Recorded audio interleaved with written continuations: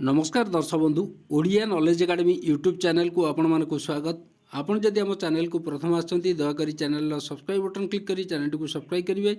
वीडियोटी भल लगे निश्चय वीडियोटी को लाइक करेंगे, कमेंट करेंगे, शेयर करेंगे भूलें जहाँद्वारा आप प्रतिदिन नुआ नुआ अपडेट पाइपर। देखु बढ़ सरकारी कर्मचारी दरमा जो आप जानते आगू 8 पे कमिशन लगे पूर्व जो डीए वृद्धि नहीं जो अपडेट रही है आम से विषय में आलोचना करवा। जो डीए हाइक बा डीएनएस अलाउंसेस आउ डीआर डीएनएस रिलीफ जो वृद्धि नहीं तापर अपडेट रही है आम से विषय में देखा। तो कर्मचारी को कौन मिल लाभ और दरमा केमती बढ़ आम से विषय में आलोचना करवा। दयाकोरी वीडियो को शेष पर्यटन देखिए जहाँद्वारा आप संपूर्ण खबर विषय में जानीपर। तो चलतु आरंभ करवा आज खबरटी। देखो ये government of India ministry of labour employment labour bureau तरफ जोटा कि प्रेस रिलीज कराई गोटे consumer price index for industrial worker जोटा कि गुरुत्वपूर्ण गोटे आमर रोचे आमर डीए वृद्धि पाई जो डाटाटा आवश्यक सरकार को सहीटा ये आमर मिलता है एवं सरकार ताकू परवर्ती पर्यायर कंपाइल करी केते डीए परसेंट वृद्धि पाइब से विषय में निष्पत्ति नहीं था। देखो labour bureau and attach office of the ministry of labour and employment has been compiling consumer price index for industrial worker every month on the basis of retail price जो कलेक्ट करती सरकार फ्रॉम 317टा market पाखापाखि 88 industrial जो important centre अच्छी आम राज्यर आम देशर कलेक्ट करा जाए। The index for the month of October 2025 जोटा is being release in this press release जोटा कि आप जानते जनवरी मसरे जो डीएटा बढ़िया कथा तापर यहाँ गोटे अपडेट रही। ऑल इंडिया जो सीपीआई और आईडब्ल्यू जो रही कंज्यूमर प्राइस इंडेक्स जोटा कि अक्टोबर 2025 पे इनक्रीज जोटा कि इनक्रीज कर 0.4 point and stood at 147.7 point बर्तमान स्थिर रही।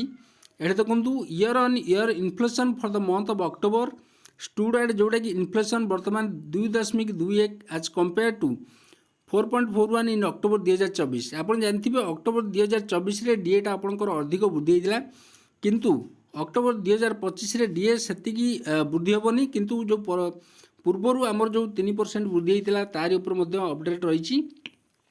देखो 2024 रे जो इन्फ्लेशन रेटा 4.41 बा पाखापाखि 4.41 थिला वर्तमान अक्टोबर 2024 रे जोटा कि आप देखुए 2.21 अच्छी जोटा पाखापाखि अधा कहीपर।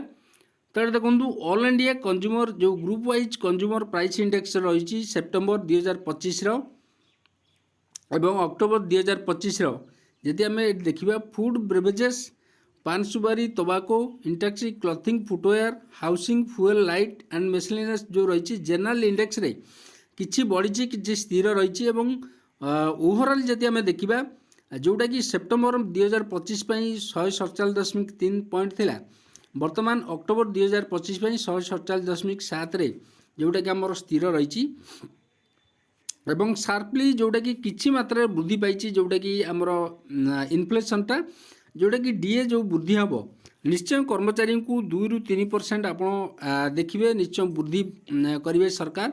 कारण 8 पे लागू लागू आप जानते अष्टम पे कमिशन बा 8 पे कमिशन लागू लागू आपणकर रिपोर्ट जो प्रदान करेंगे पाखापाखि 18 मास आपणकर डिले हम रिपोर्ट प्रदान करूँ एवं तापर सरकार सेटा को तर्जमा करेंगे एवं तापर इम्प्लीमेंट करेंगे।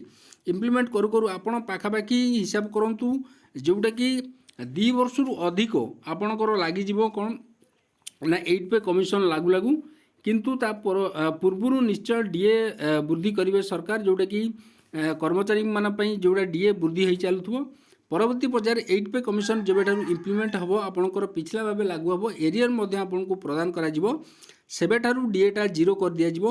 तो यहाँ आज गुरुत्वपूर्ण खबर। जदि खबर आपको भल लगे दयाकर निश्चय आम चैनल को सब्सक्राइब करेंगे, वीडियो को लाइक करेंगे, कमेंट करेंगे, शेयर करेंगे भूलें।